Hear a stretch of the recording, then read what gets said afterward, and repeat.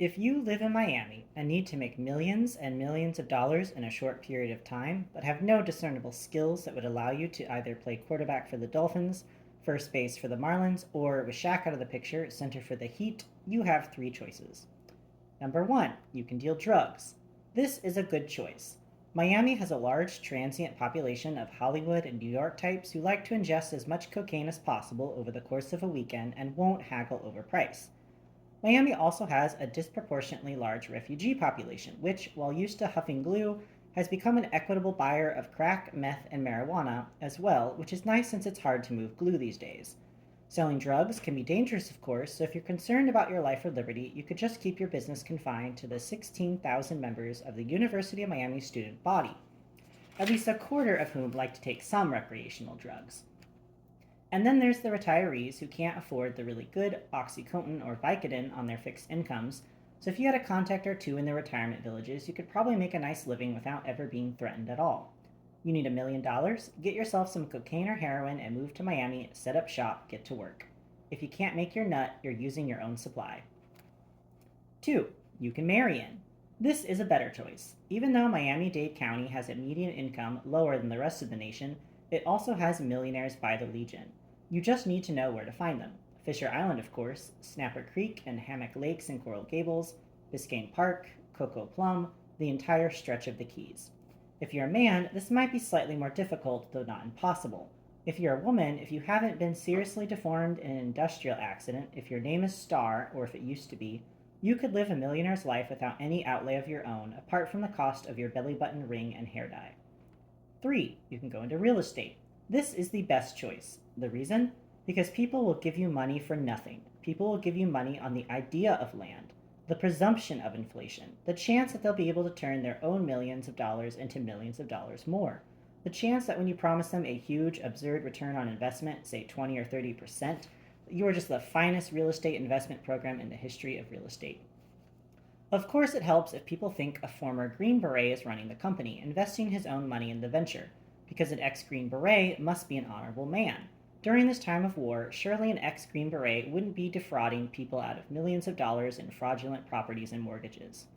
But then, Eddie Champagne wasn't exactly an ex Green Beret. Dixon Woods was. Eddie Champagne, not even a raspberry beret. But the people behind White Rose Partners didn't know that. They just knew he had money and reputation and stories. And he had connections to more money. And when things get dicey, when it looked like there might be a problem, well, he had a human ATM at Cricket O'Connor. What they were running out of was time. Or at least that's what Sam's source at the IRS told him. After Stan managed to drag his two partners back out to their boat, we got Cricket back to my mother's and let Sam work the phones to find out what he could on White Rose Partners and what more he might find on Eddie Champagne. One of Sam's sources at the IRS was an investigator named Lenore. Like his source at the FBI, Kyle, Sam had never actually met Lenore face to face. But when an ex-girlfriend got into a bit of a jam and was facing a potentially hazardous audit, one that would probably show her husband just how much money she'd spend out with Sam, Sam called in a few interagency chits and ended up on the phone with Lenore, who simply hit the delete key a couple of times and Sam's girlfriend's problems disappeared. Over the years, he'd found that Lenore was one of the more dependable people out there, if only because she never seemed to fall for any of his charms, which Sam found both admirable and baffling. He thought of sending her a photo of himself from his younger, more muscular days, but decided ultimately that if she worked for the IRS, she probably knew his financial portfolio pretty well and was sure that charm-wise, that was a black mark. Still, he always tried to put a dash of sugar into their conversations. He called her under the aegis of just checking into an investment opportunity, making sure it was all legit. A perfectly reasonable thing for someone to do, Sam thought, if one had the connections. But as soon as he brought up the White Rose Partners, he could actually hear her training take over. "I'm going to need to call you back, Samuel," she said abruptly. She always called him Samuel. She was the only person alive who called him Samuel. But this time it didn't sound remotely affectionate like it usually did. 15 minutes later, she called him from a secure conference line, which required him to enter his social security number to gain access. That was the thing about talking to people at the IRS. A real paucity of secrets existed. "Why do you want to know about White Rose, Samuel?" Lenore said when they were finally hooked back up. "I've got a buddy, name of Eddie Champagne, who told me they're a great investment group," Sam said. He heard her clicking away in the background, and for a long time she didn't respond. It always bothered Sam that people in government had such poor phone skills that they couldn't pretend to have chit chat while they sourced your every word. It was harder to do back when everyone was still working on typewriters, Sam wagered, though he was sure he would have been annoyed by the sound of the dinging return and papers being shuffled too. Samuel, you know you're not investing anything. You need to see about getting more in your 401k. You want my opinion, Lenore said finally. I was just going to give them a few $1,000s, Sam said, not that he had a few $1,000s. My girlfriend, she's looking to put some seed into. Sam didn't know what he was saying. He figured if he just let the words adrift, Lenore would pick them up. She did. Let me put it to you this way, she said. You give them money, you'll never see it again, and most likely you'll be a plaintiff in about 2 months. Lenore explained that White Rose was under investigation for mortgage fraud, but the problem was that no one had rolled on them yet. They were still making investors money, or at least enough to keep them hoping it was all legit. Right now, she said, it was the banks who were flagging them. It was a classic scheme. White Rose used straw buyers to purchase land at full or slightly above full price. Then they would pump up the price significantly on the contracts they sent to the mortgage lenders, thus generating huge extra fees on top of the mortgage. To make it all work, they had an accounting firm, 2 separate mortgage brokers, and 3 different appraisers on the payroll. They had paperwork in order, she said, W-2s, pay stubs, everything, but it was all falsified. They ended up with the land, which they could resell, and which they usually did, flipping parcels within 30 days if they could, often for even larger profits based on the faulty appraisals, huge back-end fees, and loans they'd have to touch. They got people who got other people too, Lenore said. I wouldn't be surprised if they had a few flexible people at the banks too. I guess I won't give them any money, Sam said, trying to sound as innocent as possible. Samuel, she said, you can drop that ruse if you like. Our conversations are confidential. Are they really? Sam said. Probably not, she said, but if someone didn't want you getting this information, you wouldn't get it. Sam knew that was one of the fringe issues related to working with me. There were forces on the inside working for and against me. And if I was being tracked, Sam was being tracked, and all of this was getting approved by someone. How not surprised would you be about persons in the banks? Sam asked. Enough to know that it's going to ring some bells on Wall Street, she said. That sounded fairly dire. If Sam actually had stocks or bonds or whatever it was people did on Wall Street, he'd figure out how to utilize that information. He made a mental note to tell Veronica, since he was fairly certain she actually knew about that sort of thing. You got anything on their investors? Sam said, figuring what the hell, might as well just drop all pretense. Lenore told him it was just as simple as could be. People were being duped, but paid. Investors put in their money, were promised a healthy return, and then at least to start with, got it. The market in Miami was hot, just like in every other metropolitan area with a halfway decent view. And just like every other place, the market had turned to shit.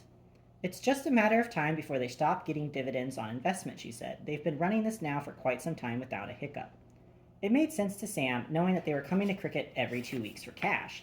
They were probably seeding their largest investors to keep the money flowing in, waiting for the next explosion in the market. But that hiccup, it was here. So Stanley Rosencrantz, Sam said. Ballpark net worth? Enough to fill a ballpark, Lenore said. Won't matter, though, when he's doing Fed time. Sam liked it when Lenore threw out terms like Fed time. This got Sam thinking. Would it be possible to get a few of the addresses they've bought and sold? No, Lenore said, but he heard her clicking in the background, and in a second his phone beeped, letting him know he'd received a text. That's how the IRS worked. They said no, but they meant yes. Before I lose my job, is there anything else you might need to know, Samuel? He wasn't going to do it, but you have anything on Brenda Holcomb? Lenore gave out a perceptible sigh. He heard the familiar click-clack of keys again. She's not right for you, Lenore said. You be good and stay with Veronica. You're a sweetheart, Sam said, but it's not like that. It's always like that with you, Samuel, Lenore said. He had to admit that she had a point. She'd been looking into women for him for too long. It was just his policy to make sure women he slept with weren't sleeper agents for terrorist organizations, or at the very least, didn't have husbands in the mafia. And Samuel, you might want to tell your friend Eddie Champagne, if you see him again, that he's now officially on the no-fly list, along with his friends at White Rose, in case you're curious. You caught that? I catch everything, Lenore said. Patriot Act, Samuel. You should learn to embrace it.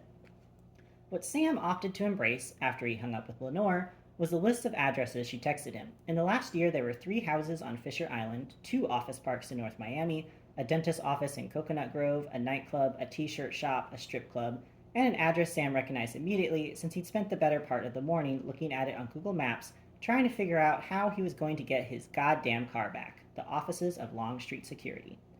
He had to hand it to Eddie Champagne. He was a scumbag, but man, he had huge balls. Early the next morning, Sam recounted all of this to Fiona and me as we drove around Miami in Cricket's Mercedes, which I figured probably wasn't being monitored by any satellites, it at least didn't have any tracking devices on it, looking at the properties Eddie Champagne had purchased, flipped, and lured investors into. We saw homes worth only a few $100,000 that he managed to get loans on for nearly $1 million. We saw the remnants of the Lyric Theater in Overtown, one of the poorest neighborhoods in all of Miami, which had once been the hub of what was called Little Broadway in the 30s and 40s, in which Eddie had managed to get a loan of $4 million on, when its value was more historical than nominal. And finally, we drove past Longstreet. The one building he actually still owns, Sam said, or rather that White Rose owns. Longstreet pays them a sizable amount of rent each month. Not a coincidence, I gather, I said. It wasn't even for sale when he bought it, Sam said. How much did he pay for it? Double its worth, Sam said. I admire his spite, Fiona said. Hard not to, Sam said. I admired that he hadn't just done the easy job I thought he'd done. What I'd figured from Barry's description of Eddie's work and from what Stan had said was that it must be a low impact, high yield operation. In truth, Eddie Champagne was just a few steps away from being a legit businessman. The steps being the ability to stay legit in a downturning market, a desire to do things legally, that sort of thing. But like every other organized crime syndicate that operates in the real world, eventually they wanted to be taken seriously and they began to make enough money to not want to risk death. At least he wasn't another drug dealer dreaming Tony Montana. Dixon Woods, on the other hand. We had other reasons to be at Longstreet, of course, in that I expected the elusive Dixon Woods would be coming in to mount up before meeting with his new best friend Hank Fitch, and I wanted to be ahead of that too. Sam parked the Mercedes across the street from the facility in the lot of Clifton's Chips, a potato chip company which at only 9 in the morning was already like a hive of bees. There were men driving forklifts into and out of the warehouses with pallets filled with bags of chips. The parking lot was filled with Hondas and Toyotas and Saturns. There were already 3 women and 1 man, all wearing security badges and khaki on some part of their bodies, because security badges and khaki are like the uniforms for the depressed middle class, standing out front smoking around a trash can. 2 school buses pulled up then, and I watched as at least 60 children piled out and headed somberly to the front door. 9 o'clock is early for everybody.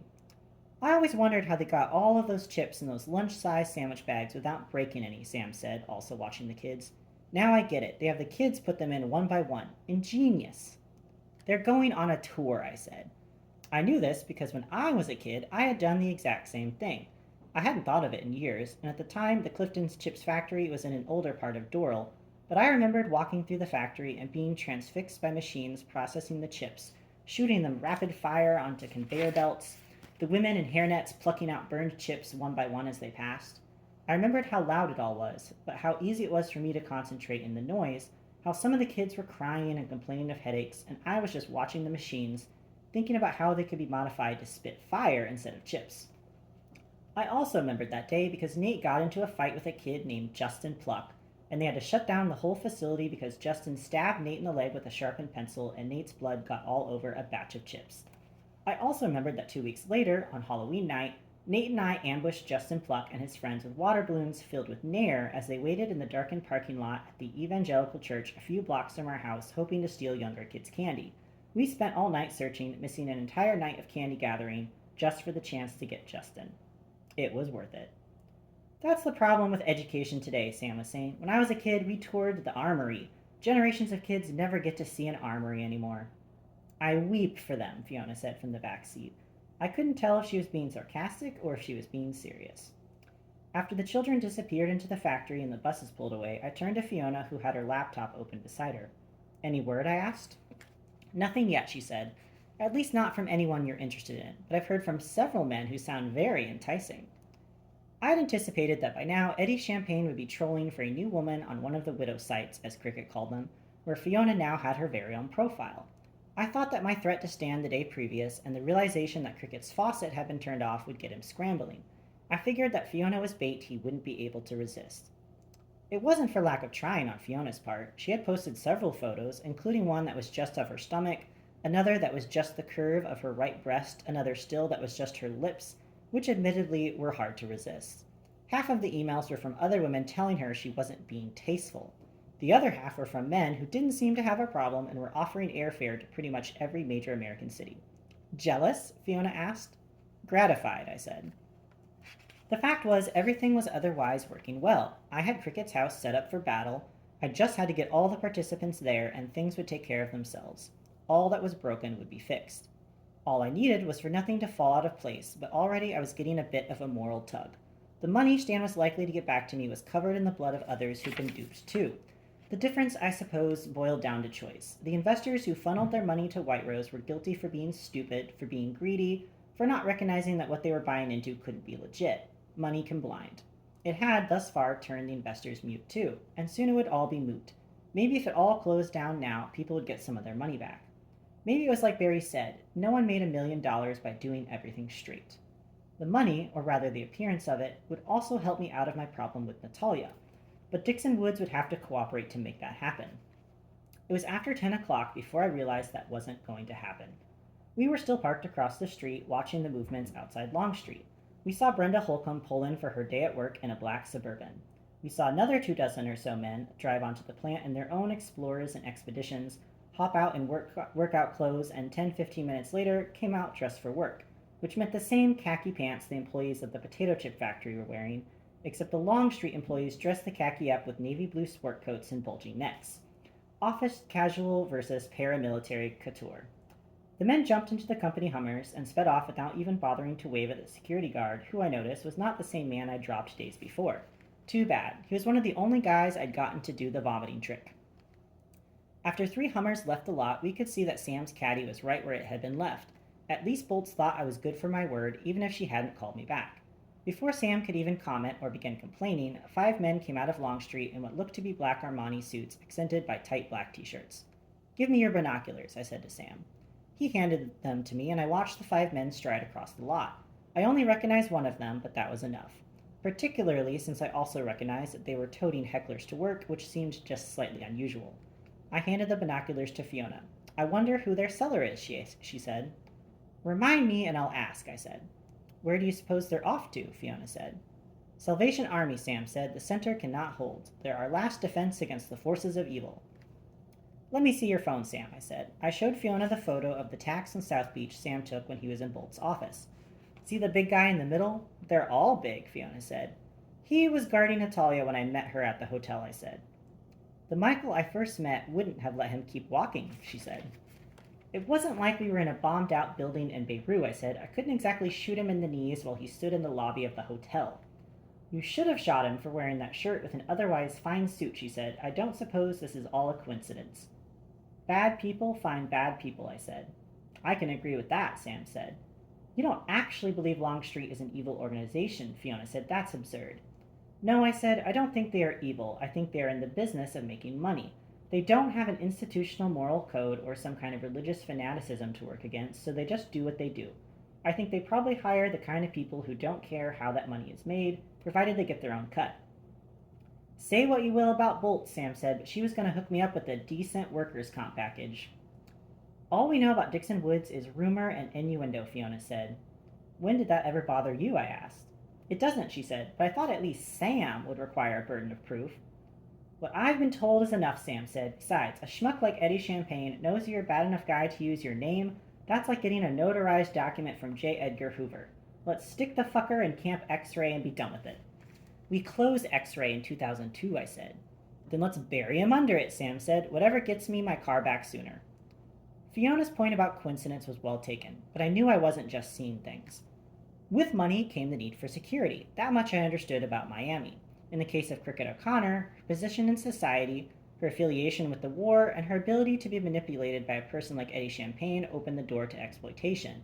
That Eddie had taken on Dixon Woods' name was no coincidence. He held a grudge against a guy who'd beaten him, caught him at his game, and he harbored it enough to be creative with it, if for nefarious purposes. That Longstreet was protecting Natalia was a coincidence in the barest sense. The Oro was owned by Russians with a pedigree for the drug trade. It was only natural that they'd hire private security for their staff, particularly those ex-KGB agents who probably would be wise not to find themselves in dangerous situations stateside, lest someone spike their sushi with polonium-210 when they got back home. And Longstreet, with their affiliations with the drug trade in Afghanistan, were probably happy to just take the check and not ask questions. Dixon Woods was a fulcrum, even if he wasn't aware of it. My plan was to use that against him. Then my phone rang. The number was blocked. At least I knew it wasn't my mother. Talk, I said. I'd spent some time thinking about shortening my sentences to sound more menacing when the moment called for it.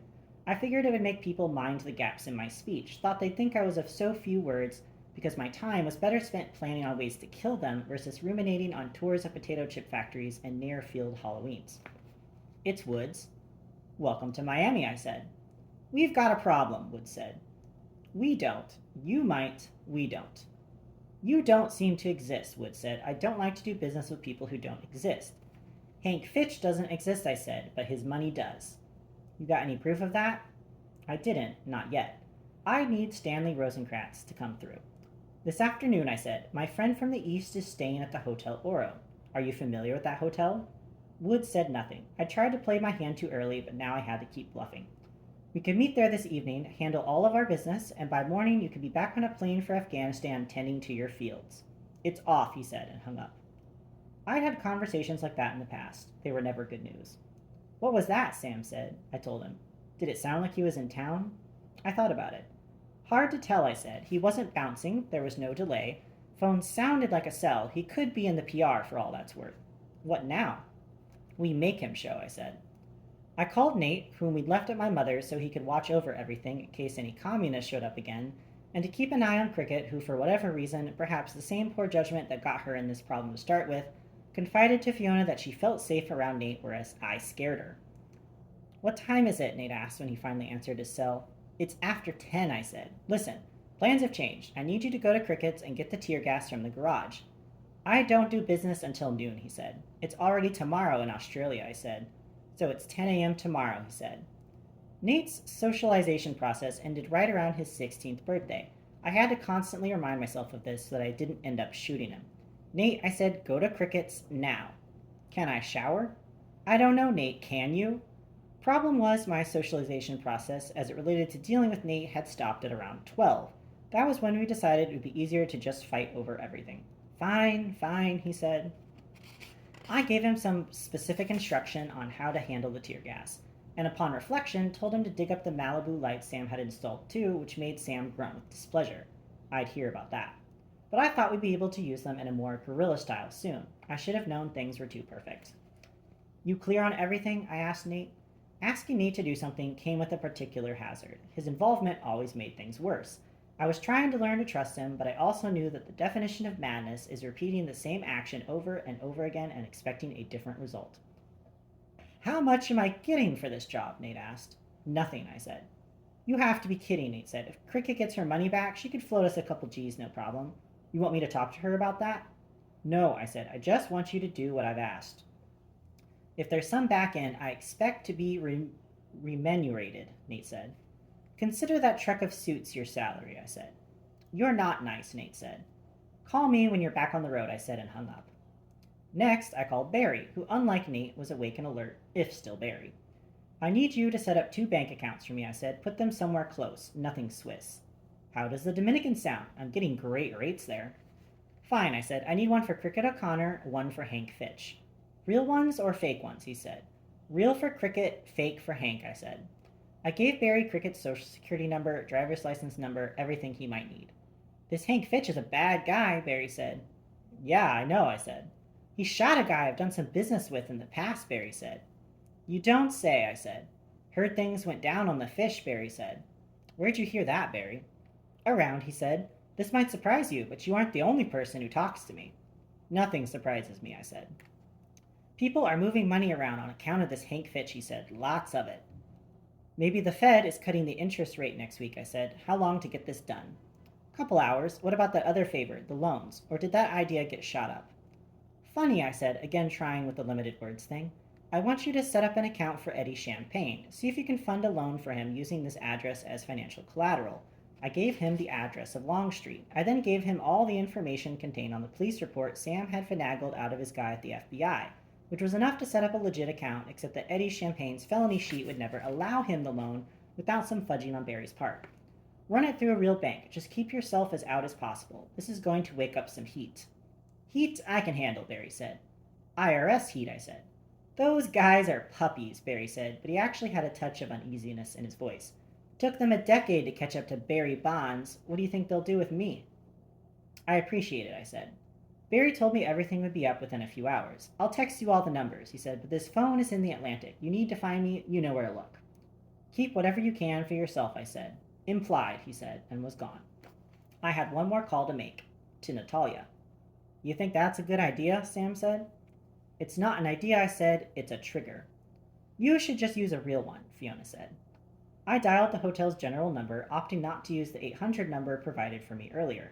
I told the operator I was calling from Palm Life magazine about doing a photo shoot at the hotel the following month and absolutely had to speak to the GM. This is Miss Copeland, Natalia said, her accent perfect again. I have your money, I said. Smart, Natalia said. Better for everyone that you come clean. 6 o'clock, I said, poolside at your lovely establishment. That way everyone goes home alive. I assume you have an account I can wire to? Of course, she said. Good, I said. And Natalia, just so you know, I'm bringing my pit bull with me. I turned to see how Fiona took that. Elated. What a nice reunion, Natalia said. I haven't seen her since you and I slept together, Michael. At least not up close. We'll have much to discuss. Does she know about that spot under your left ear? She knows them all, I said. There's only going to be the two of us, so maybe call your friends at Longstreet and tell them they can leave their hecklers at home for the night shift. We'll move the money and then I don't intend to ever see you again, correct? It depends, Natalie said. You seem to be doing well in business. Maybe you'd like to extend your reach? 6 o'clock, I said, and hung up. Now, all I need was the money, Dixon Woods, and Eddie Champagne. I looked at my watch. Let's go, I said to Sam. What about Dixon? He'll follow the money, I said. That's what assholes do. Plus, he knows I took care of Eddie, or at least that I had told him I had. The truth was that I thought by the time I heard from Dixon that Eddie would no longer be a problem. My guess, he's just taking some time to find out what Eddie has been doing. When he finds out he's been using Dixon's name, Eddie might stop being our problem entirely. Where to? I pulled out Stanley Rosenkratz's card and handed it to Sam. Here. If I was going to get Cricket's money back, I was going to make sure I saw it happen.